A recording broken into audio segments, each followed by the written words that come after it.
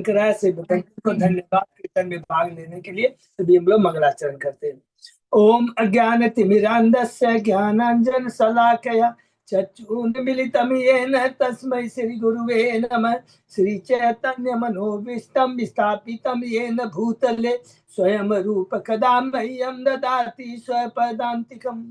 वन्देऽहं श्री गुरु श्रीयुतपद कमलं श्री गुरु वैष्णवांच च श्री रूपं साग्रजातं सहगण रघुनाथं वितं तं सजीवं स्वाद्वैतं सावधूतं परिजं सहितं कृष्ण चैतन्य देवं श्री राधा कृष्ण पादान सहगण ललिता श्री विशाखावितांत च। नम ओम विष्णुपादाय कृष्ण प्रेष्ठाय भूतले श्रीमते भक्ति वेदांत स्वामिन इति नामने। नमस्ते सारस्वती देवे गौरवाणी प्रचारिणे निर्विशेष शून्यवादी पाश्चात देशधारिणे वांछा कल्पतरुभ्यश्च कृपा सिन्धुभ्येव च पतितानां पावनेभ्यो वैष्णवेभ्यो नमो नमः। नमो महावदान्याय कृष्ण प्रेम पदायते कृष्णाय कृष्ण चैतन्य नामने गौरत्पिसे नमः। हे कृष्ण करुणा सिंधु दीन बंधु जगतपते गोपेश गोपिका कांत राधा कांत नमस्तुते। तप्त कांचन गौरांगी राधे वृंदावनेश्वरी वृषभानुसुते देवी प्रणमामि हरिप्रिये। नीलांचल निवासाय नित्याय परमात्मने बलभद्र सुभद्रायां जगन्नाथाय ते नमः। जय श्री कृष्ण चैतन्य प्रभु नित्यानंद श्री अद्वैत गदाधर श्रीवासादि गौर भक्तवृंद मुखम करोति वाचालम पंगु लंघे यत्कृपातमहं वंदे श्री गुरुम दीनतारिणं परमानंद माधवम श्री चैतन्य ईश्वरम। हरे कृष्ण कृष्ण कृष्ण हरे हरे हरे राम राम राम हरे हरे। श्री श्री मंगलाचरण की जय। शिला प्रभुपाद की जय। हरे कृष्ण। आज के इस भागवतम चर्चा में सभी भक्तों का हार्दिक स्वागत है। सभी भक्तों के चरणों में मेरा सादा दंडवत प्रणाम है। राधा माधव राधा गोविंद परम वैष्णव गुरु आचार्य की असीम कृपा से हम सब भक्त लोग मिलकर से भागवतम के ऊपर चर्चा कर पा रहे हैं। कैंटो 10 का कल हम लोगों ने 83 अध्याय कंप्लीट किया है, जिसका संक्षिप्त चर्चा हम लोग अभी कर रहे हैं। 4 भागों में कैंटो 10 में भगवान की एक दिव्य रूप गुण लीलाओं भक्तों की परम भक्ति के बारे में हमने चर्चा किया है 4 भागों में। प्रथम भाग में है भगवान की गोकुल की लीला का वर्णन। 1 अध्याय से 10 अध्याय तक भगवान का प्राकट्य है, भगवान का किस प्रकार नंदोत्सव, नंद बाबा भगवान का उत्सव बनाते हैं, जन्म उत्सव बनाते हैं, नामकरण गर्ग मुनि रखते हैं और भगवान पुतना सटकासुर तृणावर्त का वध करते हैं। दामोदर लीला के बारे में पढ़ा और किस प्रकार यमला अर्जुनों का उद्धार हुआ। 3.5 साल प्लस या करीब 4 साल भगवान की उम्र में भगवान चले आते हैं वृंदावन में। वहां पर भगवान ने आघासुर का वध किया है। ब्रह्म विमोहन लीला होती है। भगवान ने अपने ऐश्वर्य को दिखाया, अपने भक्तों की इच्छाओं को पूर्ति किया है और ब्रह्मा जी की दिव्य स्तुति है। कालिया के ऊपर किस प्रकार कृपा करते हैं। कालिया नाग पत्नी, कालिया नाग की पत्नी कहती है कि देखिए कितना बड़ा सौभाग्य हमारे, इसको सर्प की योनि है, जाग की नोली मिली है, लेकिन कृपा कैसी। शम भगवान ने उनके मस्तिष्क पर रखकर नृत्य किया। हरि भो। देखिए ये नाग पत्नियां कहती है, ऐसा नहीं कि खाली आशीर्वाद दे दिया, क्षमा कर दिया, अपने चरण कमल उनके मस्तिष्क पर रखे। इससे बड़ा और नाग कालिया के ऊपर क्या कृपा हो सकती है। देखिए बहुत बड़ी ये कहती है नाग गोपिया। उसके बाद में हमने कहा गोपिया किस प्रकार भगवान की बेनों की स्तुति करती है। इसके बाद में हमने देखा ब्राह्मण पत्नियों के बारे में कि किस प्रकार ब्राह्मण की पत्नियां का वर्णन आता है। भक्त है, ज्ञानी नहीं है, भक्त है, तपस्या नहीं की है, भक्ति की है, भगवान की सेवा की और वो फल प्राप्त हुआ जो बड़े बड़े ज्ञानी तपस्या को नहीं मिलते हैं। और ये स्वीकार करते हैं उनके योग्य बुद्धिमान, जिसको कह लीजिए ब्राह्मण, जिन्होंने तपस्या भी किया था, यज्ञ भी कर रहे थे, शास्त्रों का भी ज्ञान था, ये सब बेकार है यदि वो भगवान से नहीं जुड़ा हुआ है। तो ये ब्राह्मण पत्नियों का हमने पढ़ा। उसके बाद में हम लोगों ने चिरहरण लीला, उसके बाद में गोवर्धन लीला के बारे में पढ़ा, गोपियों की भक्ति के बारे में पढ़ा जिसका वर्णन 29 अध्याय से 33 अध्याय के अंदर में हमने पढ़ा। गोपियां कहती है कि हमने सब कुछ तो आपके ऊपर निछावर कर दिया, आप हमें जाने के वापस जाने के लिए कह रहे हैं, आप ही शाश्वत पति है, सर्वधर्मान परित्यज्य मामेकम शरणं आपने कहा है और वही हमने कहा है। आप आदि गुरु है, आपके आदेश का हमने पालन किया। आपने कहा सर्वधर्मान परित्यज्य मामेकम। ये जो श्लोक है भगवान गीता का ना, बहुत पावरफुल श्लोक है। इसको तत्व को, हमको अर्थ को समझना है। सर्व धर्मान परित्यज्य माने जितने भी धर्म है, धर्म अर्थ काम मोक्ष, वो पति का धर्म, ये धर्म अच्छा धर्म है, लेकिन कृष्ण की तुष्टि के लिए कुछ भी करना पड़े तो त्याग देना है। कि वृक्ष में जड़ में यदि जल देते हैं तो स्वतः ही हमारे जितने भी हमारे संबंधी है, पूरा ब्रह्मांड तुष्ट हो जाएगा। तुष्टि केवल कृष्ण की होनी चाहिए, ये बुद्धिमानी है, ये स्थापित करती है। 36वें अध्याय में हमने पढ़ा शाम को राधा गुण का प्रकट है, अरिष्टासुर को बात कर करके 38 अध्याय से लेकर 51 अध्याय तक के अंतर में अब हम लोगों ने मथुरा की लीला, यह भगवान करीब करीब 11 साल के आसपास के मथुरा में आ जाते। कौन लेके आते थे? अक्रूर लेके आ जाते। 38 अध्याय में हमने पढ़ा। 39 अध्याय में भगवान जब वापस आते हैं तो गोपियों की किस प्रकार उलाना है, अक्रूर के प्रति तुम्हारा नाम अक्रूर होना चाहिए।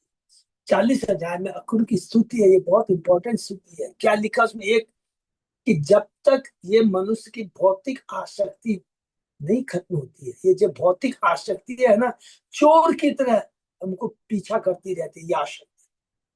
और ये जो घर है ना, ये कैद खाने के समय, और ये जो रिलेशनशिप है ना, ये बेड़िया है, ये बेड़िया है।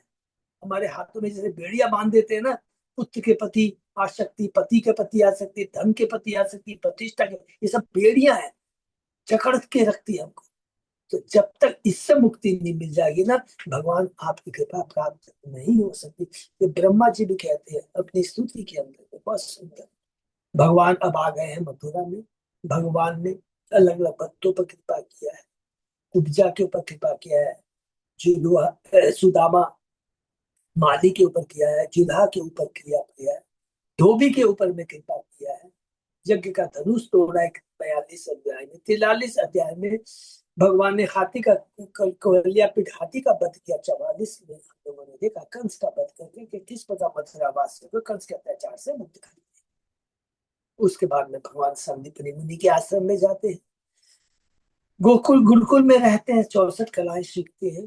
भगवान उद्धव को भेजते हैं, जो कि अभी हम लोग बीच बीच में वर्णन आ रहा है, कहाँ भेजते हैं? वृंदावन भेजते हैं। वो गोपियों की दिव्य भक्ति, और इसमें देखा भ्रमर गीत है गोपियों का, कितना सुंदर है, पूरा उन्होंने कहा है, गाया है गोपिया ने। और उद्धव जैसा परम भक्त स्वीकार करता है, गोपियां तुम्हारी भक्ति परम है, अगला जन्म मुझे और कहीं नहीं चाहिए इस वृंदावन में, मैं उसमें योग्य नहीं हूँ कि मुझे मनुष्य का सिर, मुझे तो घास का भी तिनका मिलने के लिए, और आपके चरण पर जाए तो जीवन धन्य हो जाएगा। 49 अध्याय में हस्तिनापुर भेजते हैं उनको। 50 अध्याय में जरासंध का आक्रमण है मथुरा के ऊपर, 17 बार आक्रमण करता है, हार जाता है, लेकिन 48वीं बार भगवान को अब जाना है द्वारका, इसलिए वो रणछोड़ कहलाते हैं। और जाने के पहले 51 अध्याय में मुचकुंद की भी हम लोग को यदि समय मिलेगा तो दोबारा चर्चा करेंगे। उसकी जो स्तुति है, दिव्य स्तुति है। और उसके अंदर में एक बहुत इंपॉर्टेंट है, जो देवता खुद कहते हैं, देवता भी 3 गुणों से बंधे होते हैं, और जब देवता कहते हैं मुचकुंद को, तुमने हमारे को मदद की है, तुम हमसे वर मांगो, तुम्हारे लिए क्या कर सकते हैं, हम सब कुछ दे सकते हैं, लेकिन एक चीज नहीं दे सकते, मुक्ति प्रदान नहीं कर सकते। मुक्ति तो केवल कृष्ण दे सकता है, क्योंकि हमारे पास भी हमारे शरीर भौतिक है, हमारा ज्ञान भौतिक है, हमारे में जो भगवान ने जो कुछ दिया है भौतिक जगत की चीजें देने के लिए कहा, सूर्य, चंद्रमा, अग्नि, वरुण, ये सब। हम आध्यात्मिक चीज नहीं दे सकते, है ही नहीं हमारे चीटी से किसी के पास नहीं, केवल कृष्ण दे सकते हैं। बहुत सुंदर मुचकुंद को कहते हैं देवता, और मुचकुंद भी बहुत सुंदर कहता है कि ये आपकी भक्ति ही परम है, ये शरीर नश्वर है जिसके प्रति हम आसक्ति रखते हैं। एक शरीर जब नष्ट हो जाता है, ये बार बार याद आता है, तो ये शरीर जिसको इतना सजाते हैं, इतना इसको देखभाल करते हैं, ये शरीर अंत में आग का अग्नि में देते हैं ना, तो अग्नि का भोजन बनता है। कृमिक का भोजन बनता है, गिद्ध का भोजन बनता है। फिर भगवान चले आते हैं 52 अध्याय में। हमने देखा शुरू होती है द्वारका की लीला, हरि बोल। रुक्मणी से शुरू होती है। रुक्मणी की जो भक्ति है, जो हमें सिखाती है कि सबसे इम्पोर्टेंट जीवन में क्या है। भक्ति आरंभ होती है नवदा भक्ति में से। कौन सी भक्ति है? पहले श्रवण। रुक्मणी ने श्रवण किया था, ये इतना इंपॉर्टेंट चीज है। सूक्ष्म रूप में हमारी चेतना को धीरे धीरे धीरे कर करके वो शुद्ध करता है। श्रवण जितना अच्छा होगा उतना ही अच्छा कीर्तन होगा, क्योंकि जितना सुनेंगे तो उसका बार बार गुणगान करेंगे। जैसे हम लोग फिल्मी थे ना, जो सुन लेते थे हमेशा उसको गुनगुनाते हैं, तो वैसा ही होता है, उस अपने आप कीर्तन होगा है, और वो हमेशा स्मरण रहेगा, कभी भी नहीं। तो श्रवण कीर्तन इसमें तो कहती है मैंने सुना है। तो रुक्मणी से सीखते हैं कि श्रवण होना चाहिए। श्रवण शुद्ध भक्तों के मुंह से होना चाहिए।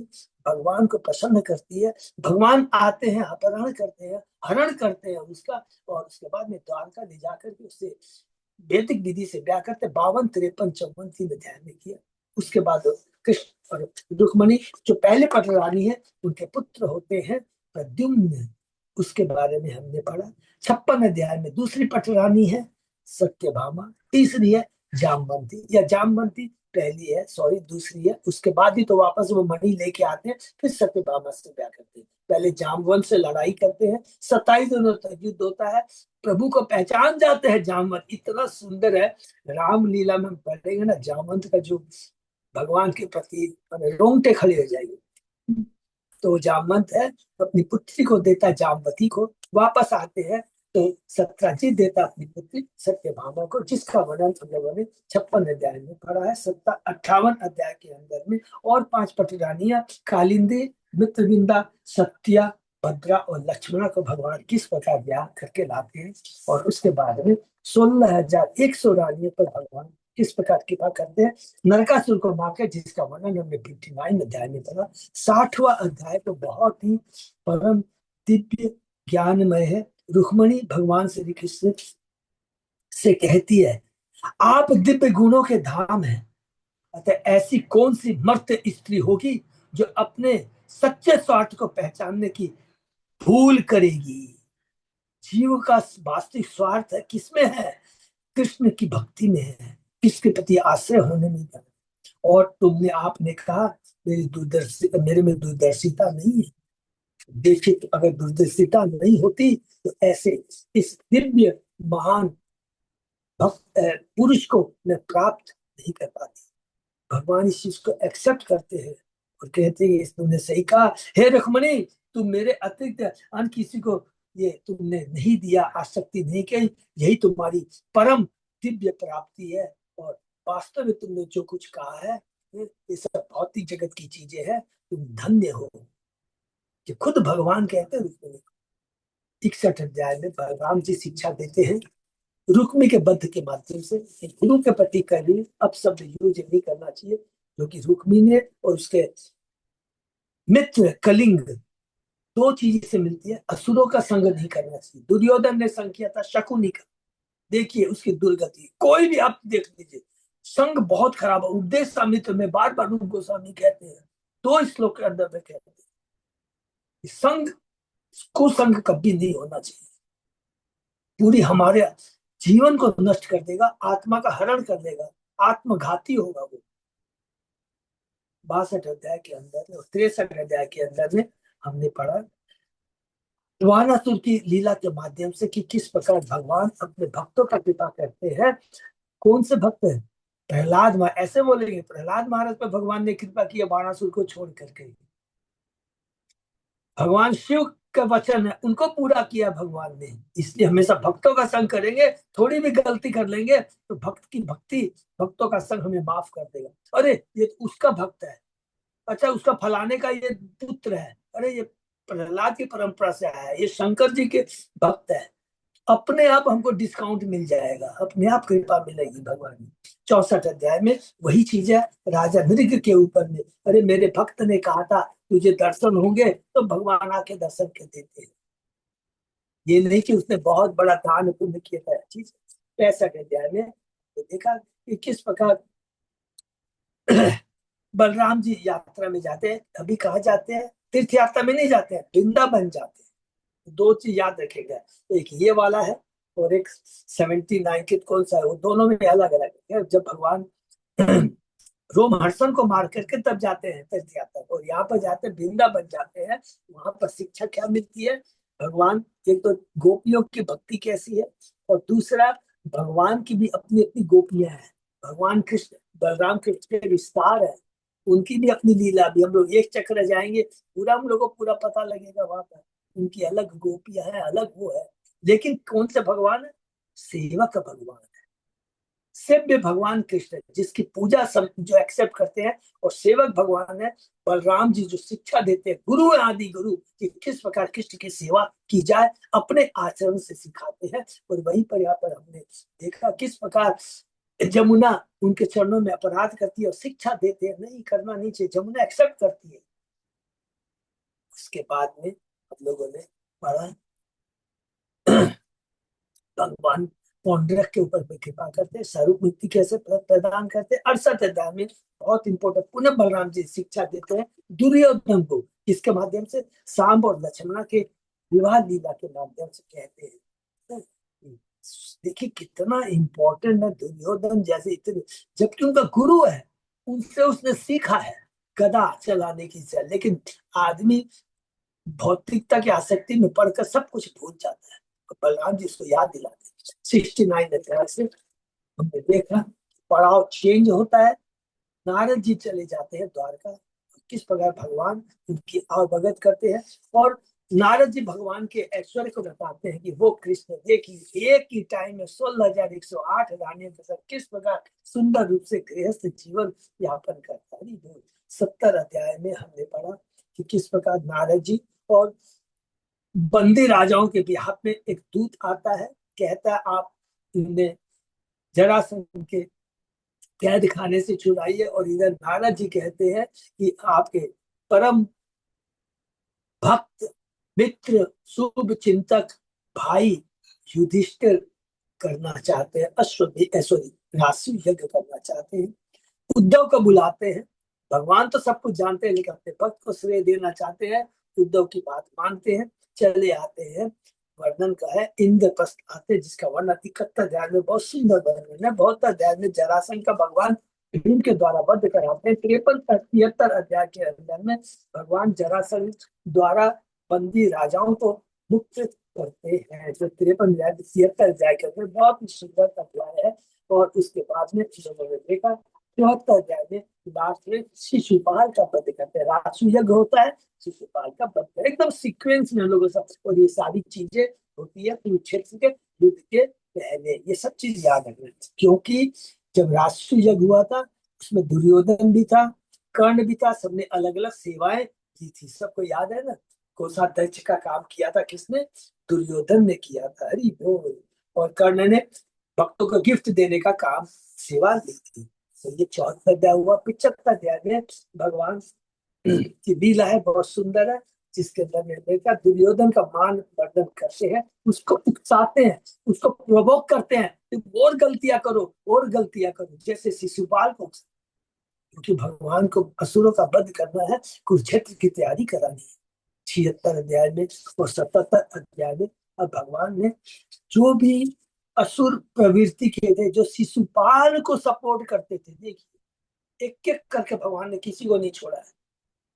तो मारा है, रुक्मी को मारा, जरासंध को मारा, शिशुपाल को मारा, उसके बाद में 76-77 अध्याय में साल्व को मारा है, और 78 अध्याय में इसके बाद में दंतवक्र को, विदुरथ को, और एक इंपॉर्टेंट शिक्षा दी है, रोमहर्षण को मार कर करके शिक्षा दी है कि कभी भी घोड़े को चलने में अपराध नहीं। इतने ज्ञानी हो, रोमहर्षण कितना ज्ञानी है, जिसका पुत्र है सुत गोस्वामी जी उसके पुत्र है, सोचिए। लेकिन नहीं, गुरु के प्रति यदि कोई अपराध है, भगवान कैसे वो क्षमा नहीं हो सकता। हाँ, ब्राह्मण है, उसका प्रायश्चित करना है, भगवान के लिए कोई विधि विधान नहीं है। लेकिन हम बद्ध जीवों को शिक्षा देने के लिए 79 अध्याय में देखा कि कैसे बलराम जी तीर्थ यात्रा में निकलते हैं, और अलग अलग स्थानों में जाकर कर कर करके वो प्रायश्चित करते हैं, पूजा पाठ यज्ञ करते हैं। 80 और 81 अध्याय में हरि वो सुदामा की लीला के बारे में हमने पढ़ा है। इनके भक्त के प्रति भगवान का क्या भाव है, और भक्त के द्वारा दिया गया थोड़ा सा भी चीज कितना दिव्य शक्तिमान होता है। भगवान कहते हैं कि तुमने जो मेरे को देकर तुष्टि की है ना, उस तुष्टि के सामने मेरे पास जो भी कुछ है वो भी छोटा पड़ जाता है। ये है भक्ति की शक्ति। ये सुदामा और रुक्मणी खुद कहती है, आपकी तुष्टि के अंदर ही तो सब कुछ है। इतना आपने एक मुट्ठी खा लिया, आपको तुष्टि हो गई है। अब ये तो भगवान कहेंगे इंद्र ब्रह्म से भी ऊपर इनको हम ऐश्वर्य दे सकते। इतनी तो इसलिए भगवान तुष्टि में क्वांटिटी नहीं देखते हैं, क्वालिटी देखते हैं, भाव देखते हैं। क्वालिटी कैसी है, पूर्ण समर्पण भाव से। और उसके बाद में दूसरी शिक्षा हमने पढ़ा कि भगवान ने सुदामा को इतना दिया, इतना दिया, लेकिन उसके बाद भी उसकी चेतना में परिवर्तन नहीं आया, कृष्ण के प्रति समर्पण। इसी को कहते हैं युक्त बैरागी। ये इंपॉर्टेंट वर्ड है, याद रखिए, युक्त बैरागी।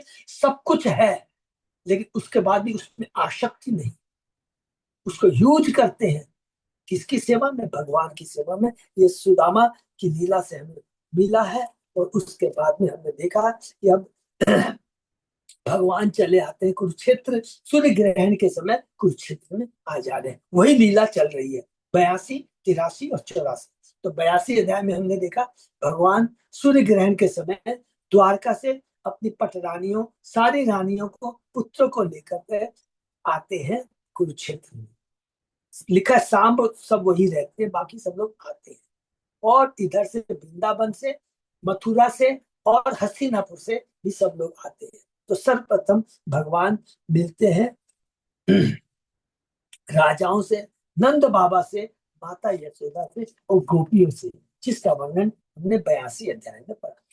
83 अध्याय के अंदर में अब भगवान की जो पट रानियां हैं, अर्ध सारी रानियां, एक एक का वर्णन हमने सुना। इसको देखे से यदि समय भी मिलेगा ना, ऐसे तो लगता है कि वो अपने पति के बारे में बता दिए, लेकिन गुणगान, लक्ष्य क्या है, गुणगान एक के। और द्रौपदी भी किसके बारे में पूछती है, ये बहुत इंपॉर्टेंट चीज है, याद रखना। हम बोलेंगे क्योंकि द्रौपदी कृष्ण के बारे में पूछती है कि आप लोग का कितना परम सौभाग्य है जो आपको कृष्ण मिले, आपने ब्याह कैसे किया, और लीला उसके बारे में सुनती है। तो एक एक करके हम लोगों ने पढ़ा, सारी 8 पटरानियों के बारे में पढ़ा। लास्ट वाला जो कल हमने पढ़ा था लक्ष्मण के बारे में, कि किस प्रकार की द्रौपदी के संबंध में भी जैसे मछली का उपयोग होता उसी तरह लक्ष्मण ने बताया। और उसके बाद में 16,108 रानियों में जो प्रमुख है, जिसका नाम क्या है, रोहिणी है। रोहिणी ने कहा भगवान ने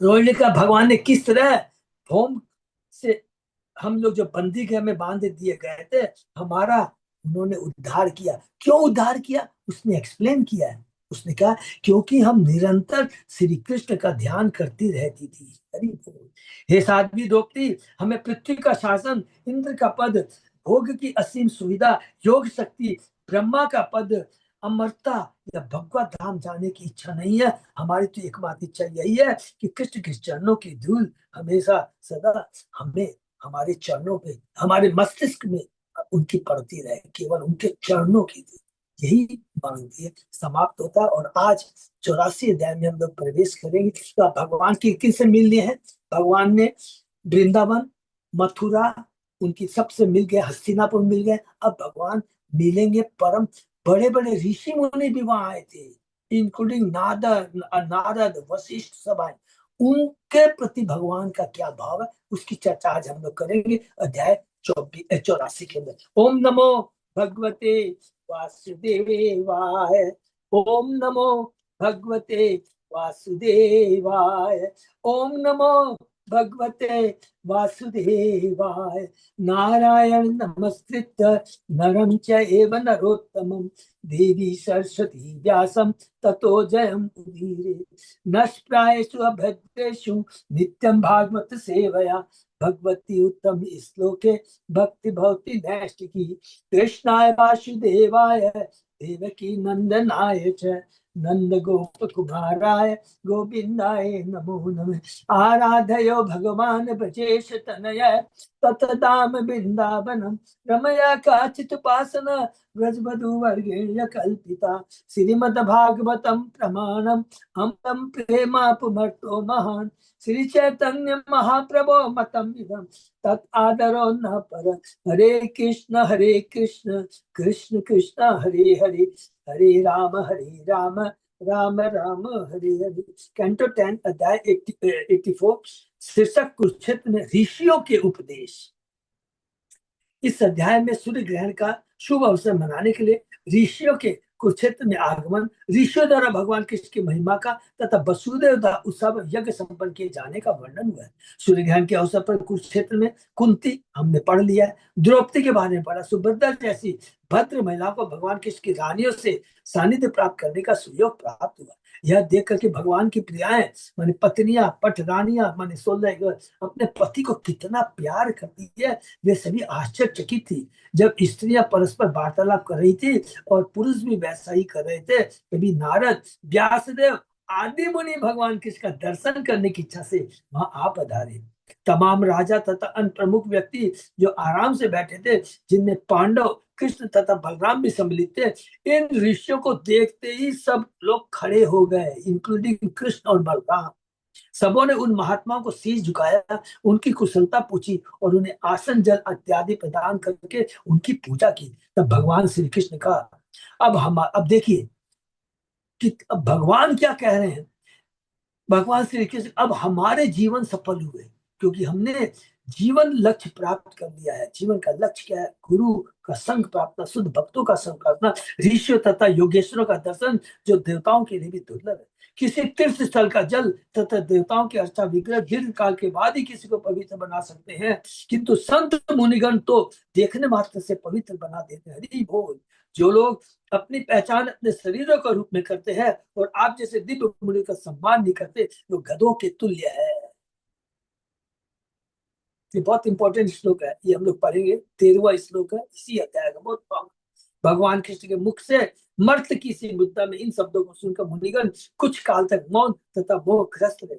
तो उन्होंने कहा, हमारे प्रभु कितने विचित्र हैं। अब भगवान के देव सॉरी मुनि कह रहे हैं, वे मनुष्य जैसे कार्यकलाप के द्वारा अपनी वास्तविक पहचान को आच्छादित रखते हैं, योग माया को आच्छादित कर रखते हैं और ऐसा प्रदर्शन करते हैं कि वे किसी उच्च नियंत्रण के अधीन है। ऐसा दिखाते हैं कि वो भी किसी शक्ति के अधीन है। निश्चित रूप से उन्होंने सामान्य जनता को प्रबुद्ध करने के उद्देश्य से इस तरह का हरि बोल, तो हम लोग डिटेल में पढ़ेंगे, लेकिन पूरा तथ्य कि बद्ध जीवों को शिक्षा देने के लिए ऐसा कहा है। उनका ऐसा आचरण अचिंत है। मुनिगण उनकी महिमा का गान भगवान अर्थात परमात्मा या ब्राह्मणों के मित्र तथा आराधक के रूप में करते रहे। जब मुनिगण उनकी प्रशंसा कर चुके तो भगवान कृष्ण ने उन्हें नमस्कार किया। मुनि ने उनसे अपनी पत्नी कुटियों में लौट जाने की अनुमति मांगी, किंतु तभी वसुदेव आ गए। उन्होंने मुनियों को नमन करने के बाद पूछा, सकाम कर्म के बंधन से छूटने के लिए मनुष्य को कौन से कर्म करने चाहिए? मुनियों ने उत्तर दिया, वैदिक यज्ञों के द्वारा भगवान हरि की पूजा करके आप सकाम कर्म के बंधन से मुक्त हो सकेंगे, नहीं तो हमेशा काम क्रोध लोभ सॉरी धर्म अर्थ काम मोक्ष के ही चक्कर में पड़ेगी। देखिए, धर्म अर्थ काम मोक्ष, मोक्ष भी लिखा है। बिना भगवान की भक्ति के मोक्ष मिल जाएगा, लेकिन ब्रह्म ज्योति में जाओगे। तब वसुदेव ने मुनियों से उनके पुरोहित बनने की प्रार्थना की और उन्होंने बड़ी सज धज से वैदिक यज्ञों के संपन्न किए जाने की व्यवस्था करवाई। बाद में वसुदेव ने इन पुरोहितों को गौवे तथा मूल्यवान आभूषण दान में दिए। यही नहीं, विवाह योग्य ब्राह्मण कन्याएं भी भेंट की। तत्पश्चात उन्होंने अवभृत स्नान अनुष्ठान संपन्न किया, जो यज्ञ की समाप्ति का सूचक था, और हर एक को यहाँ तक कि ग्रामीण कुत्तों का भी भोजन कराया। इसके बाद उन्होंने अपने संबंधियों, विविध राजाओं और अन्यों को पर्याप्त भेंटें दी और वे सभी कृष्ण के से विदा लेकर के अपने अपने घर लौट गए। वसुदेव कौन है? क्षत्रिय, ये याद है ना, क्षत्रिय, गृहस्थ क्षत्रिय।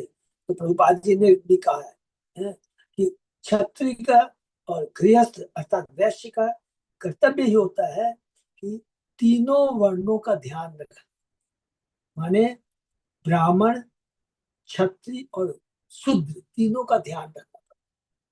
गृहस्थ के बारे में बता रहे हैं, बहुत जरूरी है। नंद महाराज अपने संबंधियों से गहन स्नेह के कारण विदा नहीं हो सके, इसलिए वे कुरुक्षेत्र में यादव द्वारा सम्मान सीमित होकर 3 मास तक रहे। एक अवसर पर बसरे और नंद द्वारा प्रति गहरी मित्रता का वर्णन करते करते खुलकर अश्रुपात करने लगे। 3 मास बाद नंद महाराज मथुरा के लिए रवाना हुए तो सभी यादव ने उनकी प्रेम पूर्वक विदा दी। जब यादव ने अंत में देखा कि वर्षा ऋतु आने वाली है तो वे द्वारका लौट गए और राजधानी में जाकर उन्होंने वहां के वासियों को कुरुक्षेत्र की सारी घटनाएं कह सुनाई। हरि बोल, ये बहुत सुंदर है। श्री शुकवाच है सुत्वा पृथा सुबल पुत्र अत यागशेनी माधवी अत क्षिति पतन्य उत स्व गोप्य कृष्णे अखिलात्मनि हरो प्रणयानुबंधनम सर्वा विसिमस्यु विशिष विशिष्यम्यु अलम अश्रु कलाकुल अक्षय। सुखदेव गोस्वामी ने कहा पृथा माने कुंती, गंधारी, द्रौपदी, सुभद्रा, अन्य राजाओं की पत्नियां तथा भगवान की ग्वालिन सखियां सभी जीवों की आत्मा तथा भगवान कृष्ण के प्रति उनकी रानियों की अगाध प्रेम को सुनकर चकित थी और उनके नेत्र आंसुओं से पूरित थी। भद्र महिलाओं की इस गोष्ठी की प्रमुख श्रोता द्रौपदी है, क्योंकि शिव श्रीधर स्वामी के साथ द्रौपदी ने ही प्रश्न किया था, जिसका उत्तर कृष्ण की रानियों ने अपनी अपनी कथा सुना कर दिया, जो कि इसलिए श्रोता, सबसे उत्तम श्रोता कौन होता है? जब भगवान के बाद, जो कि हमने पढ़ा है ना कि श्रवण कीर्तन स्मरण में पढ़ा, सबसे सुंदर श्रवण कौन किया है? परीक्षित महाराज ने किया है, क्योंकि उन्होंने किससे सुना है? वक्ता। सबसे कीर्तन किसने किया है? सुखदेव गोस्वामी ने किया। तो द्रौपदी को का इससे प्रमुख श्रोता लिखा, उसने किसके बारे में पूछा? कृष्ण के बारे में पूछा है, भगवान के बारे, इसलिए लिखा है क्योंकि शिव के साथ द्रौपदी ने ही प्रश्न किया था, जिसका उत्तर कृष्ण की रानियों ने अपनी अपनी कथा सुना कर दिया। चूंकि पिछले अध्याय में उपस्थित जनों में गांधारी अन्य स्त्रियों का जिनका नाम यहाँ बताया गया उल्लेख नहीं हुआ, तो आचार्य श्रीधर ने यह निष्कर्ष निकाली कि उन्होंने रानियों की कथाओं को दूसरों के मुख से सुना होगा।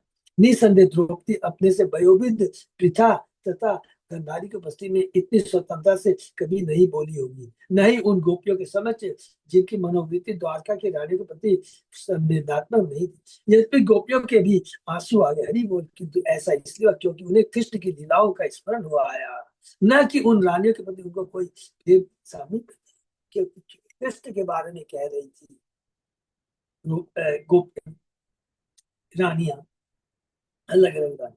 निसंदेह हमें इसमें रखना होगा कि आध्यात्मिक स्तर पर शरीर पूर्ण सामंजस्य रहता है। शुद्ध भक्तों में जो विरोध झलकता है वह सांसारिक स्तर लड़ाई जैसा नहीं होता, ये बहुत दिव्य होता है, क्योंकि दिव्य लेवल पर कोई भी काम, क्रोध, लोभ, मोह, इससे कुछ नहीं रहता है। गोपियों की ईर्ष्या वास्तविक न होकर का मात्र आभास थी, जो कृष्ण के प्रति झलके स्नेह का आनंद में प्रतीक था कि हे रानियों, तुम लोग कितनी भाग्यशाली हो। और रानियां सोचती है कि गोपियां कितनी भाग्यशाली है, क्योंकि रानियां तो कहती है ना कि कृष्ण रात में सोते हैं तो गोपी गोपी माँ यशोदा चिल्लाती है, नंद बाबा चिल्लाते हैं, हम इतनी सेवा करती है तो उसके बाद में हम कृष्ण को तुष्ट नहीं कर पाए, हमारे में कोई योग्यता ही नहीं। ये होते शुद्ध भक्त के लक्षण। हर समय सोचता है कि वो परम भक्त है, हम कुछ नहीं है। श्री श्रीधर स्वामी पाद स्व गोपया की व्याख्या क्या है, यह कहकर करते हैं कि गोपिया रानियों की स्व स्वरूप थी, जो कि हम लोगों ने बता चुके हैं। राधा रानी से वृंदावन मथुरा की गोपियां, वृंदावन की गोपियां, उससे द्वारका की महर्षियां, और उनसे फिर बैकुंठ की रानियां। इति इति संभाषण भाषमाणाशु स्त्रीषु नृषु आयु मुनय तत्र तत्र कृष्ण राम दिदीक्षया द्वैपायनो नारदश्च च वनो देवल अशित विश्वामित सतानंदो भरद्वाजो अथ गौतम राम सशिष्यो भगवान विशिष्टो गालवो भृगु पुलस्त्य कश्यप अत्रिश्च मार्कंडेय बृहस्पति। द्वित त्रित चे एकत च ब्रह्मपुत्र तथा अंगिरा अगस्त्यो याज्ञवल्क्यश्च वामदेवादयो वाम अपरि। जब स्त्रियां स्त्रियों से और पुरुष पुरुषों से परस्पर बातें कर रहे थे तो अनेक मुनिगण वहां आ गए। कौन कौन आए हैं, बड़े ध्यान से सुनेंगे। वे सभी के सभी कृष्ण तथा बलराम का दर्शन पाने के इच्छुक थे। उनमें द्वैपायन हरि बोल, नारद हरि बोल, च्यवन ऋषि, देवल तथा श्री विश्वामित्र, सदानंद, भरद्वाज, गौतम, परशुराम तथा उनके शिष्य वशिष्ठ, गालव, भृगु, पुलस्त्य तथा कश्यप, अत्रि, मार्केंड तथा बृहस्पति, त्रित, एकत चारों, चतुष्कुमार एवं अंगिरा, अगस्त्य, याज्ञवल्क्य, वलक्य तथा वाम देव, सभी लोग सम्मिलित हरि बोल। तान दिष्ट्वा सोत्थाय प्राक आशीना निप आदय पांडवा कृष्ण रामोश्च प्रणेमु विश्व विश्व बंदितान। जो ही उन्होंने मुनियों को आते देखा, किसने, कृष्ण बलराम सभी लोगों ने, सारे राजा अन्य लोग जो वहां बैठे तुरंत खड़े हुए, जिनमें पांचों पांडव तथा कृष्ण एवं बलराम भी थे। हरि बोल। तब सबों ने उन विश्व बंद मुनियों को प्रणाम किया। ये इस श्लोक को ध्यान रखते तुरंत हमको रोम हर्षण के बारे में याद करना चाहिए। तो बलराम ने यही शिक्षा दी थी। अरे भगवान, मैं भगवान हूँ, मैं आया हूँ, मैं सेवक भगवान हूँ। तुम वहां बैठे हो अपना ज्ञान दे रहे हो कि तुम बहुत बड़े ज्ञानी हो, ये दिखाना चाहते हो। यहाँ देखिए स्वयं भगवान खड़े होते हैं। ताना ताना नरचु यथा सर्वे सह रामो अच्युतो अर्चयत स्वागत आसन पाद्य अधर्य माल्य धूपानुलेपने। भगवान कृष्ण बलराम तथा अन्य राजा एवं प्रमुख व्यक्तियों ने उन मुनियों की समुचित पूजा, स्वागत आसन, पाद प्रक्षालन का जल, पीने के लिए जल, फूल मालाएं, अघ्रु तथा चंदन लेप अर्पित करते हुए की। हरि बोल। उवाच सुखम आशीनाम भगवान धर्मगुप्त तनु सदश तस्य महतो यत वाचो अनुशृणव शृणवत। जब सारे मुनि सुखपूर्वक कर बैठ गए तो धर्म की रक्षा के लिए दिव्य शरीर धारण करने वाले भगवान कृष्ण हरि बोल उन विशाल सभा में उन्हें संबोधित किया। दिव्य शरीर धारण करने वाले, क्योंकि उनका कोई भौतिक शरीर नहीं है, दिव्य शरीर, आध्यात्मिक। हर व्यक्ति ने बड़े ही ध्यान से मौन होकर सुना। श्री भगवान वाच है, ये बहुत इंपॉर्टेंट है, सुनेंगे। अहो वयम जन्म भृतो लब्धम कातर्येन तत्फलम देवानाम अपि दुष्प्राप्यम यत योगेश्वर दर्शनम। भगवान ने कहा हमारा जीवन निश्चित रूप से सफल होगा ही। भगवान कहते हैं हमारा जीवन जब तभी सफल होगा क्योंकि हमें जीवन का परम लक्ष्य महान योगेश्वरों का दर्शन, जो देवताओं को भी नहीं मिल पाता है, प्राप्त हो गया है। शुद्ध भक्तों का संग कितना दुर्लभ है, ये भगवान यहाँ स्थापित करने चाहते हैं। ब्रह्मांड के प्रशासकों में बड़े बड़े अधिकारों का भोग करते हुए भी देवतागण बिरले ही नारद तथा व्यासदेव जैसे मुनियों का दर्शन कर पाते। तो भला पृथ्वी के राजाओं तथा मात्र ग्वालों के लिए उनका दर्शन कर पाना कितना दुर्लभ हो गया। यहाँ पर भगवान कृष्ण समंत पंचक में 31 सारे राजाओं तथा माने कुरुक्षेत्र में जगह याद है ना, सबको याद है समंत पंचक, जहां पर परशुराम ने जितने भी क्षत्रियों का जो 21 बार वध किया था, उनके रक्त से वो वहां बैठ गई थी और वहां पर परशुराम ने आके प्रायश्चित किया था। वही समझ जो हम लोग शुरू में पढ़ा है, 82 अध्याय के शुरू में पढ़ा है। समंत पंचक में कृत सारे राजाओं तथा अन्यों को अपना ही मानते हुए उनकी ओर से बोल रहे हरि बोल। किम शु अल्प तपसाम क्रीणाम अर्चयाम देव चक्षुषाम दर्शन स्पर्शन प्रश्न प्रभु पादार्चनाधिकम। जो अधिक तपस्वी नहीं और जो ईश्वर को मंदिर में उनके आचार विग्रह के रूप में ही पहचानते हैं, भला ऐसे लोग अब आपको कैसे देख सकते हैं। मंदिर में उनके आचार के रूप में ही पहचानते हैं, छू सकते हैं, आपसे स्पर्श कर सकते हैं, आपको नमस्कार कर सकते हैं, आपके चरणों की पूजा कर सकते हैं और अन्य विधियों से आपकी सेवा कर सकते हैं।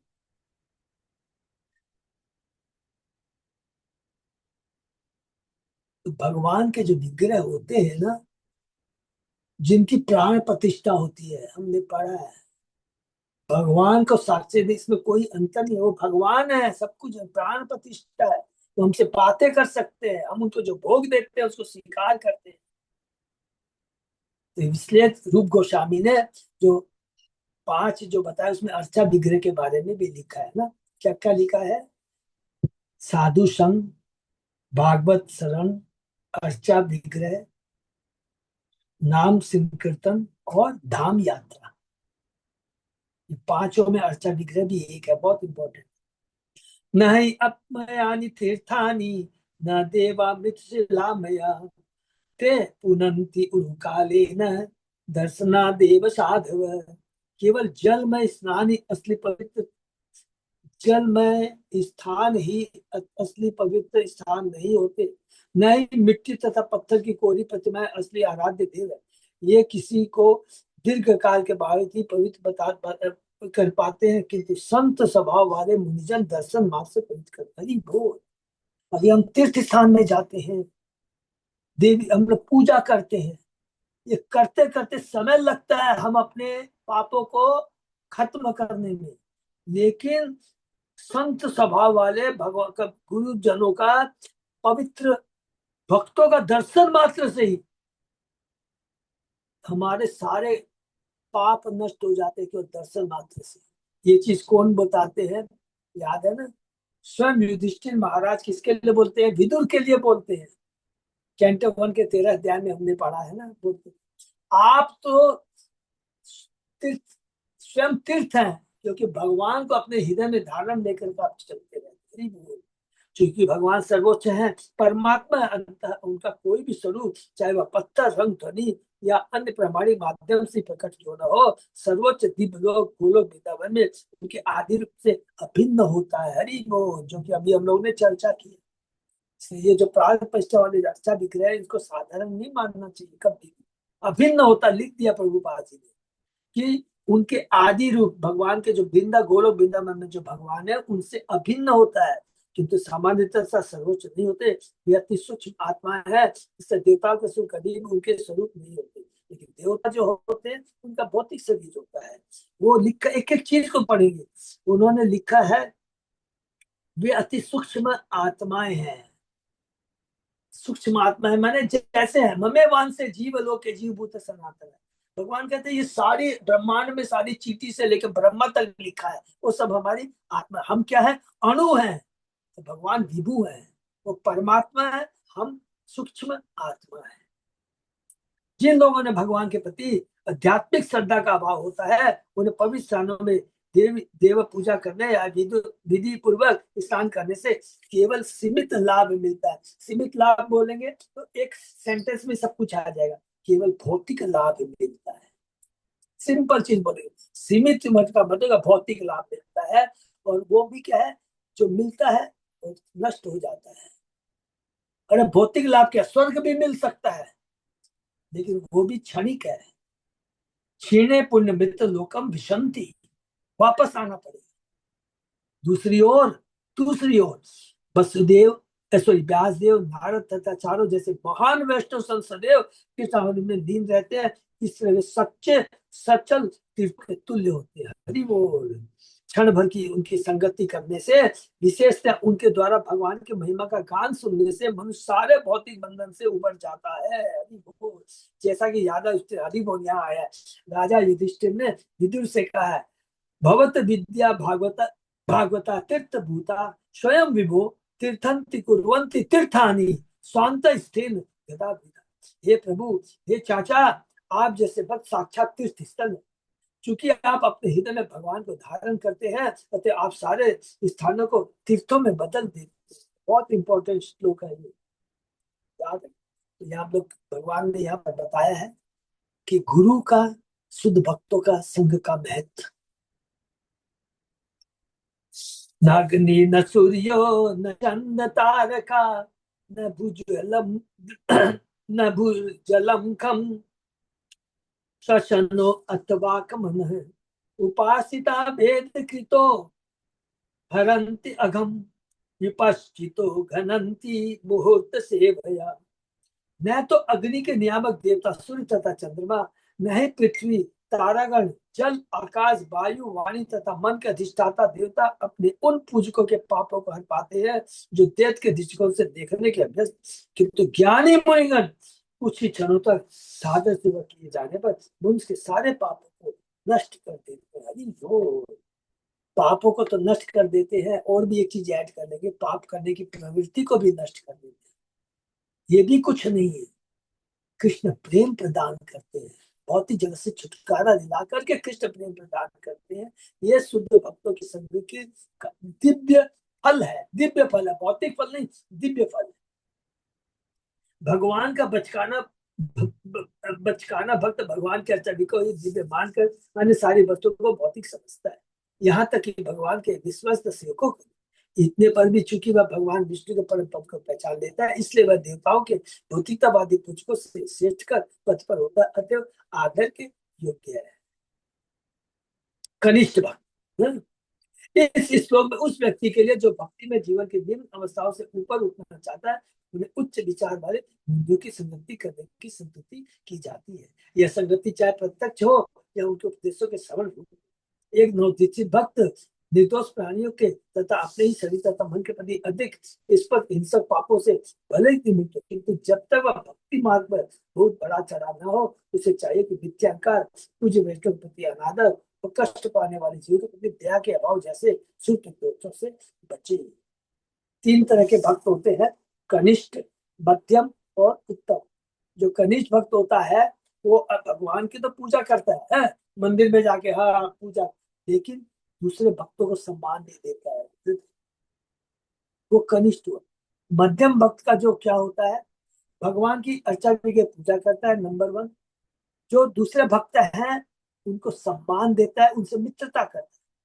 और जो बेचारे अज्ञानी हैं, those who are innocent but not ignorant, जो इनोसेंट है, जिनको मालूम नहीं है भगवान के बारे में, उन पर कृपा करता है, उन्हें भक्ति का ज्ञान देता है भगवान। और जो इग्नोरेंट है, नास्तिक है, उनकी उपेक्षा करता है। ये हम लोगों के लिए बहुत जरूरी है। हम लोग भी मध्यम श्रेणी में आते हैं, कनिष्ठ भी कुछ भी कह लीजिए, हम लोग मध्यम श्रेणी, कनिष्ठ नहीं कहेंगे हम लोग, एकदम फ्रैंकली बोल रहे हैं, हम लोग मध्यम श्रेणी में आते हैं, क्योंकि हमको मालूम है कि भक्तों की भी सेवा करनी चाहिए। क्योंकि भगवान ने कहा जो मेरे भक्तों की सेवा नहीं करता है, मैं उसको उसके ऊपर कृपा नहीं करता। तो इसलिए हमें क्या है कि मायावादियों को कभी भी उनसे तर्क में नहीं लगना चाहिए। बोलेंगे अरे चेतन महाप्रभु ने लगा था, अरे वो तो भगवान है, हमारी कौन सी योग्यता है। और उत्तम कोटि का जो भक्त होता है तीसरा, वो क्या, ये कैंटो 11 में हम पढ़ेंगे, बहुत सुंदर पढ़ेगा, नवयोग नवयोग। उत्तम कोटि का भक्त होता है, वो अपने को सबसे ज्यादा, माने वो परम हंस के लेवल पे, अपने को निम्न कोटि का समझता है, बोलता है कि मेरे में योग्यता नहीं है तो मैं क्या प्रचार करूं। हर जीव में भगवान को देखता है, भगवान में हर जीव को देखता है, जीव में भगवान, हर जीव में भगवान को देखता है, भगवान के अंदर में हर जीव को देखता है, उसकी ये लेवल होगी, इसलिए वो प्रचार नहीं कर सकता। इसलिए प्रभुपाद जी मध्यम श्रेणी के भक्त की लीला करते हुए है, वो तो उच्च कोटि का करते, उन्होंने प्रचार किया था। यस्यात्म बुद्धि कुपणे धातु के स्वधि कल्त्रादिषु भौम इज्यधि यतीर्थ बुद्धि सलीले न कहिजित जनेषु अभिज्ञेषु स एव घोष। बहुत इंपॉर्टेंट श्लोक है ये एकदम रोंगटे खड़े हो जाएंगे, ये भगवान श्री कृष्ण खुद कह रहे हैं। जो व्यक्ति अपने को कफ पीत वायु से बना ये शरीर, 5 तत्वों से बना, उसी पृथ्वी अगली जल वायु, ये कफ पीत वायु से बना निष्क्रिय शरीर मान बैठता है, अपने को शरीर माने आत्मा है तू, लेकिन अपने को शरीर मान बैठता है। अरे वो शरीर जो कफ पीत वायु से बना है, जो नश्वर है, कुछ दिनों में नष्ट हो जाएगा, आग का गीत का भोजन बनेगा।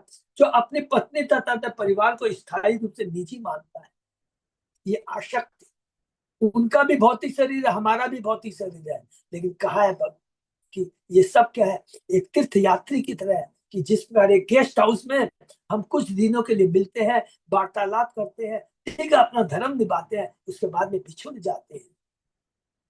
लेकिन हम उसको शाश्वत मान लेते हैं। जो स्थायी रूप से निजी मानता है, जो मिट्टी की प्रतिमा या अपनी जन्म भूमि को पूज्य मानता है, या ज्योतिष शास्त्र को केवल जल मानता है, किंतु आध्यात्मिक ज्ञानों को अपना ही रूप नहीं मानता, उनसे संबंध का अनुभव नहीं करता, पूजा नहीं करता अथवा उनके दर्शन नहीं करता, ऐसा व्यक्ति या गधे के तुल्य है। गाय या गधे। असली बुद्धि तो आत्म की मिथ्या पहचान से मनुष्य की स्वतंत्रता द्वारा प्रदर्शित होती है। जैसा कि बृहस्पति संहिता में कहा गया, अज्ञात भगवत धर्मा मंत्र विज्ञान संविदय नरास्ते गो खरा गेया अपि भूपाल वंदिता। जो लोग भगवान की भक्ति के सिद्धांतों को नहीं जानते, उन्हें गो तथा गधे के रूप में जानना चाहिए, भले भी वैदिक मंत्रों की पारिभाषिक व्याख्या करने में पट्टी क्यों न हो। हरि बोल। और विश्व नेताओं द्वारा क्यों न पूजे जाते हो, केवल बहुत बड़ा ज्ञान हमको हो जाएगा।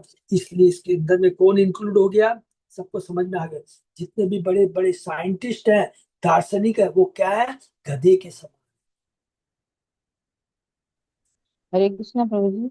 हाँ माता जी। एक तो पूछ रहे बीच में, यहाँ पे गाय का एग्जाम्पल क्यों दिया है प्रभु जी? गधे का माता तो जी, ठीक है, गाय। मैंने गाय का ज्ञान इसलिए इसलिए बहुत लोग भी ये क्वेश्चन करते हैं, तो गाय का हाँ। मतलब ये नहीं, उनको उस दृष्टि से नहीं बोला गया है। मैंने गाय क्या, अज्ञानी भोले के टाइप से, अज्ञानी टाइप से दिया गया है।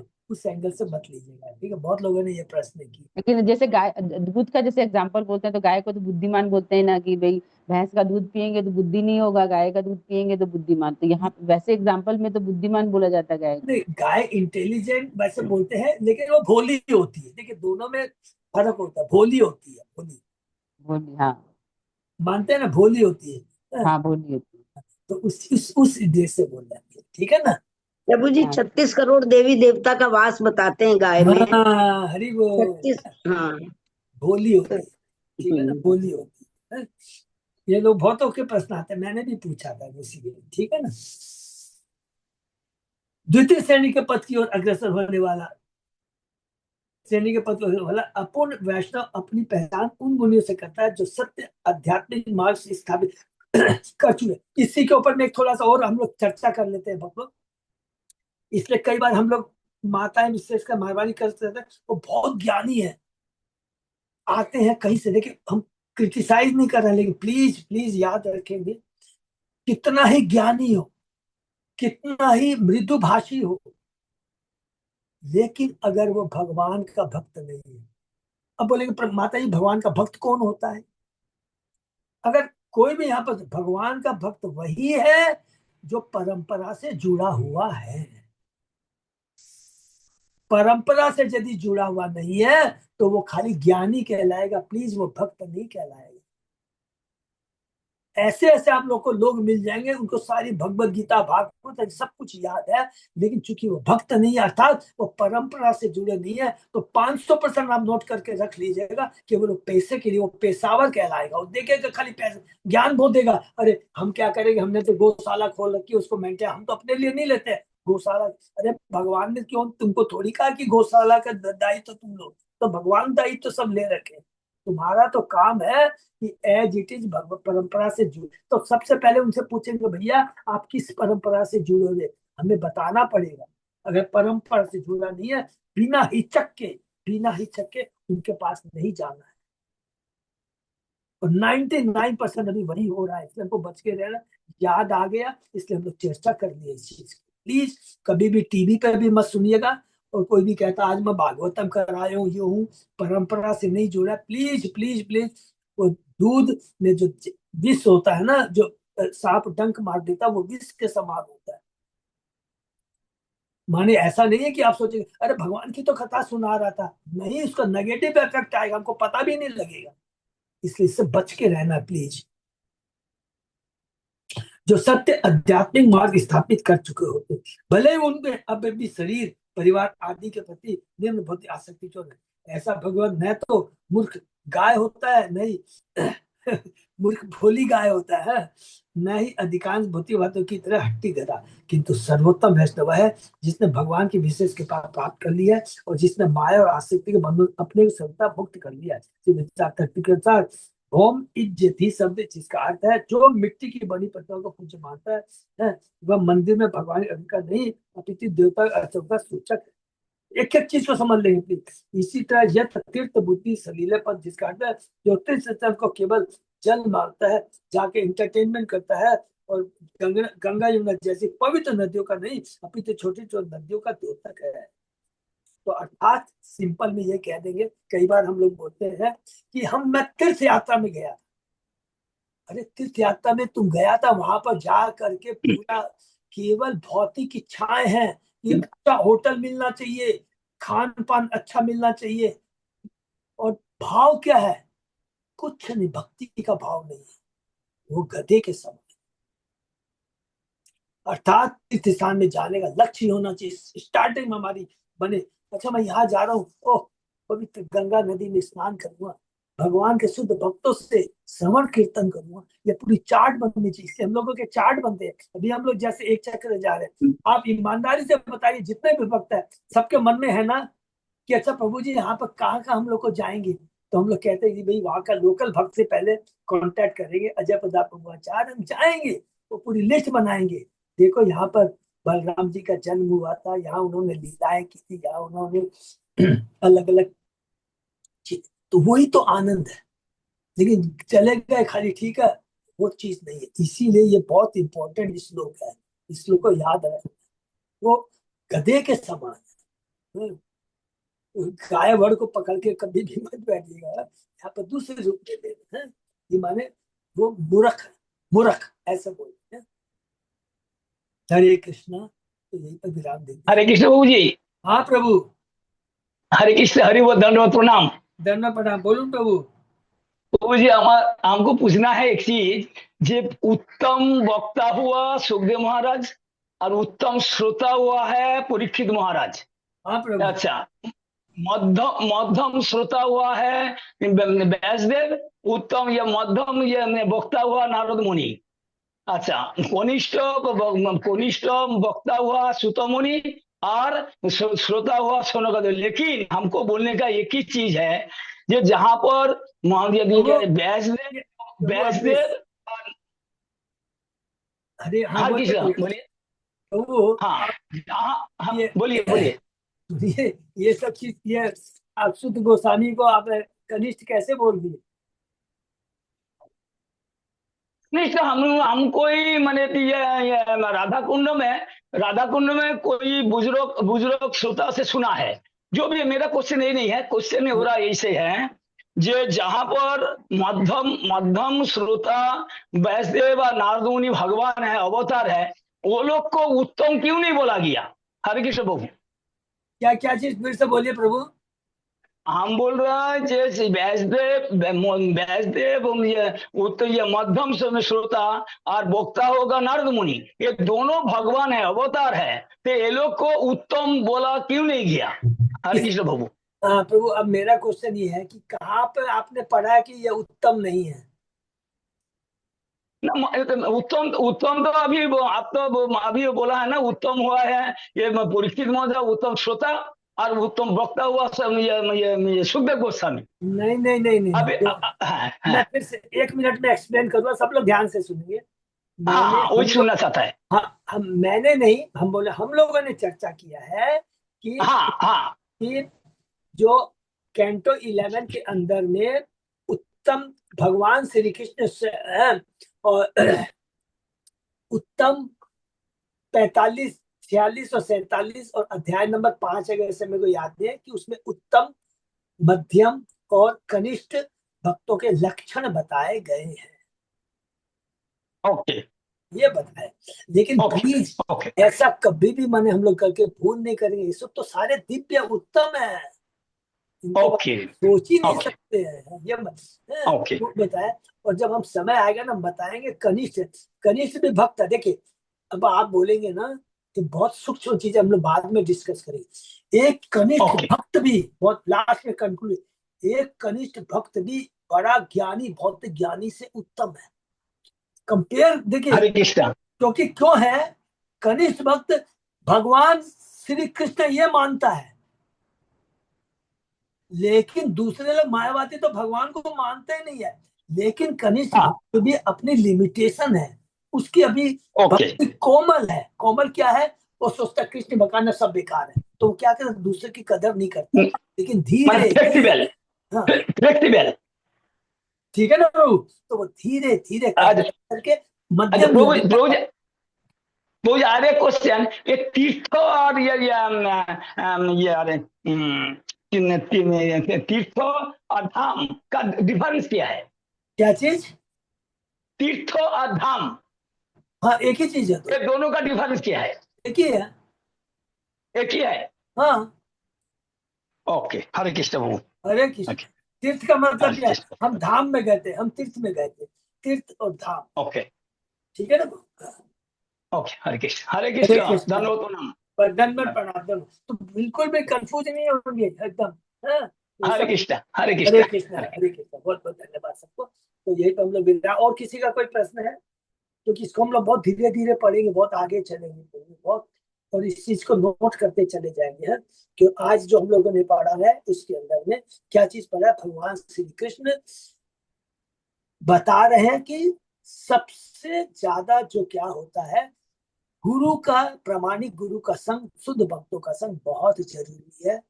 आप सोचो कि मेरे पास डायरेक्ट आ जाए, मैं कृपा नहीं कर सकता, शुद्ध भक्तों के माध्यम से में जाना बहुत जरूरी है, नहीं तो नहीं होगा। ये सारी लीला अलग अलग, हम जब ये तत्व को जब समझ जाएंगे ना, तो एक एक चीज करके चेतन चेतन में पढ़ेंगे। मैंने रिपीट भी किया, हम लोगों ने चर्चा भी की है। रूप रघुनाथ दास गोस्वामी का बहुत उज्ज्वलंत उदाहरण है, अलग अलग देखेंगे सब। सनातन गोस्वामी, रूप गोस्वामी के संग में दामोदर, स्वरूप दामोदर, नंद, रामानंद है, इन सब की लीलाओं को देखकर यही चीज हमको कोट करेंगे, देखें समझ में आ जाएगा सब। इसलिए भक्तों का संग करेंगे तो समझ लीजिए जीवन सफल हो गया, क्योंकि जैसे ही शुद्ध भक्तों का संग, गुरु का संग करते हैं, वो शाश्वत जन्म जन्मांतर तक, जब तक हमको गोलोक धाम नहीं मिल जाएगा, वो हमारे कृपा बनाए रखेंगे। ये बहुत इंपॉर्टेंट, इसलिए जब दीक्षा को साधारण नहीं समझना है, ये बहुत इंपॉर्टेंट होता है। अगर करोड़ों जन्म भी लेना पड़े तो करोड़ों जन्म तक वो हमारे साथ रहेंगे। ऐसा तो नहीं होगा, इतना तो विश्वास है, भक्ति करके हम बहुत, ये चीज है, इसलिए बहुत इंपॉर्टेंट आज ये जो पढ़ा है, नंबर वन। और दूसरा, भक्तों का संग नहीं करना चाहिए। भले ही आप संग मत कीजिए, भले दूध मत पीजिए, लेकिन डंक मारा हुआ, तो कम से कम आप दूध नहीं पियेंगे तो थोड़ा शारीर से कहेंगे स्वस्थ नहीं हुए, लेकिन डंक मारा हुआ दूध पियेंगे तो आपको तो खत्म कर देगा। इसलिए भक्तों से नहीं सुनना, दो हुआ प्रोफेशनल, ठीक है ना। ये दो चीज का ध्यान। हरे कृष्णा, ये पे विनती है। हरे कृष्णा प्रभु जी। हाँ हरे कृष्णा प्रभु जी, बोलिए प्रभु। प्रभु जी, एक जगह आप बता रहे थे कि हम लोग जो है अपने पारिवारिक जीवन में माता पिता के भी के संबंध में हम लोगों की आसक्ति होती है, पत्नी के संबंध में आसक्ति होती है, पुत्र के संबंध में आसक्ति होती है। तो ये बंधन जो है, जो एक जगह आप अभी बता रहे थे कथा में, तो ये जो आसक्ति है प्रभु, ये तो हम मनुष्य जब तक अपना जीवन जीता है तब तक तो ये आसक्ति बनी रहती है। तो इस आसक्ति को कैसे आदमी कम करे, या इस आसक्ति से बाहर कैसे रहे? तो ये तो संभव ही नहीं है आसक्ति से बाहर रहना। हरि बोल हरि बोल, बहुत सुंदर प्रश्न है, इसका सब लोग बहुत ध्यान से उत्तर सुनेंगे। भगवान श्री कृष्ण उद्धव को कहते हैं, उद्धव ने भी यह प्रश्न किया था, तो उद्धव को भगवान ने कहा कि जब तक तुम इस भौतिक जगत में हो, जब तक तुम वर्णाश्रम धर्म में हो, अगर कोई कहेगा कि मेरी आसक्ति नहीं है, ये संभव नहीं है। एक चीज होता है सकाम कर्म, एक होता है ज्ञान, और एक होता है भक्ति। बहुत ध्यान से सुनेंगे गणेश जी। सकाम कर्मी क्या करता है, वो गृह मेधी कहलाता है। कैसे? वो भगवान को पूरा नजरअंदाज कर करके खाली पति पत्नी बच्चों में लगा रहता है। तो भगवान कहते हैं ये प्रवृत्ति तो पशुओं में भी होती है, तो तुम्हारे में मनुष्य में अंतर क्या हुआ? दूसरा ज्ञानी होता है, वो ज्ञानी है, सब कुछ त्याग देता है, अरे कुछ नहीं है, पति पत्नी कुछ नहीं है, कुछ नहीं है, और सीधा वो दार्शनिक चेतन ब्रह्म ज्योति में। भक्त उसको कहते हैं जो कि बैलेंसिंग रखता है, आसक्ति भी रखता है, भगवान की भक्ति भी करता है, वो रियल भक्त है। तो जब तक भौतिक जगत में रहेंगे आसक्ति तो रहेगी, लेकिन क्योंकि हमारी लेवल वही है, क्योंकि आपने जो प्रश्न किया सबका वही लेवल है, भले ही ऊपर से नाटक करते आसक्ति तो है, लेकिन भगवान कहते हैं धीरे धीरे धीरे धीरे धीरे भक्ति करते हुए स्वतः ही उसमें एक वो लेवल आ जाएगा। क्या लेवल आ जाएगा, सब ध्यान से सुनेंगे। ऊपर से वो पूरा दिखाएगा मैं अपनी पत्नी बच्चों से बहुत प्यार करता हूँ, वो उसका धर्म है, लेकिन अंदर से उसके प्रति आसक्ति पूरी कृष्ण में रहती है, वो चीज स्वतः ही आ जाएगी। अभी तो क्या है, हमारे में आसक्ति है, हम रियल में अंदर से आसक्ति है। और हम लोग तो अभी क्या है, बच्चों का देखभाल भी कर रहे हैं, पुत्र पत्नी, ये बहुत धर्म है। लेकिन जब धीरे धीरे भगवान की भक्ति आ जाएगी तो धर्म को नहीं बोलेंगे। ये बहुत इंपॉर्टेंट पॉइंट है, नहीं तो बहुत सबसे बड़ा सूक्ष्म चीज है कि हम कभी भी अपने धर्म को नहीं बोलेंगे। पति पत्नी बच्चों के प्रति अगर वो यदि कोई नजरअंदाज करता है, भगवान सबसे ज्यादा उसमें नाराज होते हैं। ये याद रखना, ये बहुत चीज है। मैंने इसको धीरे धीरे समझ में आएगा ये जीवन with the passage of time, कि आसक्ति केवल भगवान के प्रति होनी चाहिए, और कर्तव्य समाज के प्रति, पुत्र पत्नी पति पति निभाना ही पड़ेगा तुमको। अगर हम सोचेंगे हम अपने इस कर्तव्य को निभा कर भगवान की भक्ति कर ले, ये पाखंडी पन्ना कहलाएगा, धोखेबाजी कहलाएगा। ठीक है ना प्रभु? मैं समझा पाया आपको प्रभु? जी प्रभु। हाँ, कभी ये मत सोचिए मेरी आसक्ति आ रही है, अरे त्यागो त्यागो आसक्ति क्यों आ रही है, ये बहुत फालतू बात है, कभी नहीं सोचना ये चीज, ये स्वतः आएगी।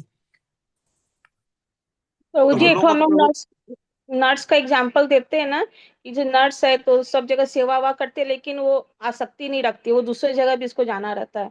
बिल्कुल, बहुत सारे एग्जाम्पल है, बहुत सारे एग्जाम्पल है, बहुत हाई लेवल के एग्जाम्पल है। एक केशियर है, ये माने, लेकिन उसको मिक्सअप नहीं कर। एक केशियर है, करोड़ों रुपए रोज गिनता है, लेकिन क्या उसके प्रति आसक्ति है कि उसको मालूम है कि उसमें से 1 रुपया भी चुरा लूंगा तो मुझको नौकरी से निकाल दिया जाएगा। लेकिन प्रभु इस केस में हमारा कोई संबंध उसके साथ होता नहीं है। जैसे अब नर्स के केस में बताई कि नर्स का मरीज के साथ कोई मतलब ब्लड रिलेशन होता नहीं है, इस कारण से उसको उसके प्रति आसक्ति आती नहीं है। उसी तरह से सर हमारा कैश अगर है तो वो कैश हम काउंट करते हैं कैशियर, लेकिन वो कैश हमारे नहीं होने के कारण हमको उसके प्रति आसक्ति होती नहीं है। तो वही प्रभु, उसको आप वैसे माने भौतिक दृष्टि से उसको मत कंपेयर मत कीजिए, उसको फिर से समझा रहा हूँ कि जिस प्रकार कोई चीज हमारे पास रहते हुए भी उसके प्रति आसक्ति नहीं है, उसी प्रकार कोई भी चीज है जिसको हम अपना समझ रहे हैं, हम जो अपना समझ रहे हैं किस लेवल में, हम उसको अपना इसलिए समझ रहे हैं क्योंकि भगवान ने ये संबंध बनाए हैं, इसको आप नकार नहीं सकते। ये है हमारा धर्म। आप एक आसक्ति और धर्म दोनों में फर्क समझेंगे। आसक्ति जो होती है, एक होती है जो भौतिक आसक्ति होती है, भगवान उसको काटने के लिए कहते हैं, लेकिन भौतिक आसक्ति को काटने के बजाय उनके प्रति जो कर्तव्य उसको यदि आप नकारेंगे तो आप चीटर कहलाएंगे। अब दूसरा प्रश्न कि हमारी भौतिक आसक्ति है, रहेगी, क्योंकि हमारी भक्ति उतने हाई लेवल की अभी थोड़ी है। अच्छा, आसक्ति क्यों है, कोई भी यहाँ बताइए? क्योंकि हम 3 गुणों से बंधे हुए हैं, सत्वगुण, रजोगुण और तमोगुण से बंधे हुए हैं। तो जो भी सत्वगुण 3 गुणों से बंधा होगा उसमें आसक्ति होगी ही होगी। लेकिन धीरे धीरे भक्ति करते हुए, बहुत सब ध्यान से सुनेंगे, कर्तव्य को नहीं बोलेंगे, पति के पत्नी बच्चों के प्रति, ये सबसे बड़ा अपराध है, इस चीज को सब लोग नोट करके रखेंगे प्लीज। कभी पति पत्नी बच्चे संबंधों के संबंध के प्रति जो हमारा कर्तव्य है उसको कभी नहीं बोलना है। और स्वतः ही स्वतः अपने आप जब 3 गुणों से निकलते चले जाएंगे, 3 गुणों से ऊपर हो जाएंगे, तो हमारी आसक्ति खत्म हो जाएगी। पता नहीं लगेगा उसको, ऊपर से पति पत्नी बच्चों को पता नहीं लगेगा कि मेरी आसक्ति उसके प्रति खत्म हो गई, क्योंकि वो एज इट इज अपना कर्तव्य निभाए जा रहा है। और एक सिंपल आपको एग्जांपल देता हूं, जैसे कि नीतू माता जी बताया, ये देखिए कैसे आ सकती है। लास्ट में तो टाइम है, आप एक ट्रेन में जाते हैं, आप एक सीट है, आपकी बर्थ नंबर इतनी है, जाते ही जैसे आपकी कितनी बड़ी आसक्ति हो जाती है, ओह ये मेरी बर्थ नंबर है, उसको बहुत साफ सुथरा रखते हैं, लेकिन जैसे स्टेशन आता है छोड़ जाते हैं, गंदा कुचला है कि आसक्ति खत्म हो जाती है। बताइए वो क्या सब, ये 3 गुणों के कारण। आप अपनी गाड़ी में जा रहे हैं, एक्सीडेंट हो गया तो आपका बीपी हाई हो जाता है, लेकिन वही मर्सिडीज कार जो कि भाड़े की में जाते हैं, एक्सीडेंट हो जाता है तो आपका बीपी हाई होता है क्या? कुछ नहीं। दिस इज कॉल्ड आसक्ति। ये 3 गुणों के कारण। तो वही चीज हमारी बच्चे के प्रति ये हो गया, ये हो गया, होगा वही जो कृष्ण ने एक एक जीव के लिए, जब पिता हो, पुत्र हो, बच्चा हो, अगर बच्चे के भाग में नहीं लिखा तो बाप की ताकत नहीं उसके भाग्य को चेंज कर दी। प्रयत्न कर सकते हैं क्योंकि हमको करना है, लेकिन हम कर नहीं सकते, करने वाला केवल कृष्ण। इसलिए ये जो संबंध जो है ना, ये टेम्परेंस, इसको निभाना बहुत जरूरी है, नहीं तो हम गृहस्थ नहीं कहलाएंगे। ठीक है प्रभु? हरे कृष्ण। हरे प्रभु कृष्ण। प्रभु एक बार प्रभु जी एक एग्जाम्पल दिए थे अपने ही कोई डिवोटी किसी के लिए कि उनका कोई रिलेटिव मतलब बेटा या कोई एक्सपायर कर गए थे। हरे कृष्ण प्रभु।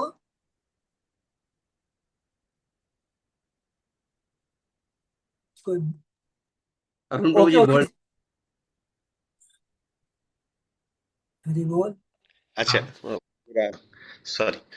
तो प्रभु जी वो एक बार कोई प्रभु जी एग्जाम्पल दिए थे, मेरे को याद है बहुत पहले, कि अपने कोई डिवोटी के लिए कि उनका बेटा या कोई चला गया था, तो बोले कि वो इतना ज्यादा आसक्ति में थी, मतलब एकदम पागल हो गई थी काफी दिनों तक, एकदम बाकी सब चीज छोड़ छाड़ के एकदम उसके शोक में और उसी में लगी, मतलब ऐसा करके बोले इतना ज्यादा उनका कंडीशन खराब है। तो दैट इज प्रॉपर एग्जाम्पल कि भी हम इतनी ज्यादा आसक्ति में थे कि अभी भी उनके उसको उससे निकल नहीं पा रहे, जबकि उनको, जबकि जब तक वो थे तब तक तो हमारा उनके प्रति ड्यूटी था जैसे आपने अभी बताया, लेकिन जब वो चले गए तो अब मेरी ड्यूटीज क्रियाक्रम कर दिया और कर दिया, मेरी ड्यूटीज कंप्लीट हो गई।